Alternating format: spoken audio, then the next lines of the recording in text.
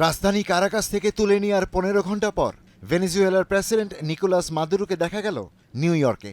এই সময় বন্দী নেতার পরনে একটি নীল জ্যাকেট আর হাতে ছিল হাতকড়া। সঙ্গে ছিলেন তার স্ত্রী সিলিয়া ফ্লোরেসো।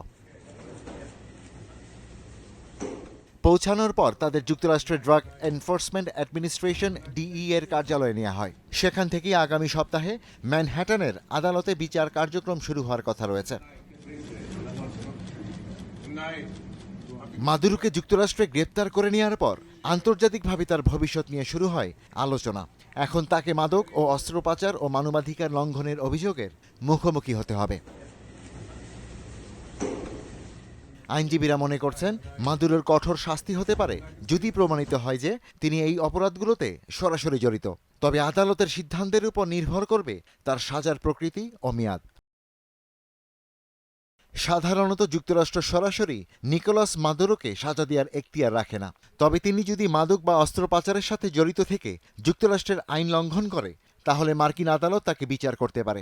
বিচারে দোষী প্রমাণিত হলে সর্বোচ্চ সাজা হতে পারে অমৃত্যু কারাদণ্ড।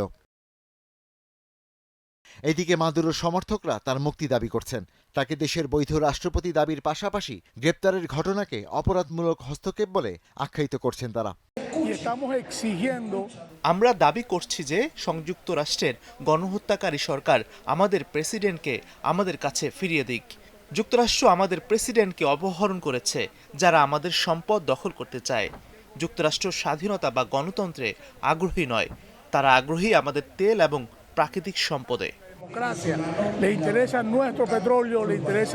মার্কিন প্রেসিডেন্ট ডোনাল্ড ট্রাম্প বলছেন ওয়াশিংটন ভেনেজুয়েলাকে পরিচালনা করবে এবং এর বিশাল তেল ভান্ডার ব্যবহার করবে। আমরা পুনর্নির্মাণ করব এবং আমাদের কোনো টাকা খরচ হবে না।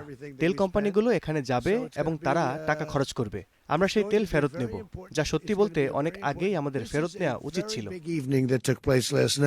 ভেনেজুয়েলায় মার্কিন অভিযানকে বিপজ্জনক বলে অভিহিত করেছে জাতিসংঘ। এই ঘটনা শুধু ভেনেজুয়েলার জন্য নয়, পুরো অঞ্চলের জন্যই ঝুঁকিপূর্ণ হতে পারে বলে জানিয়েছে সংস্থাটি।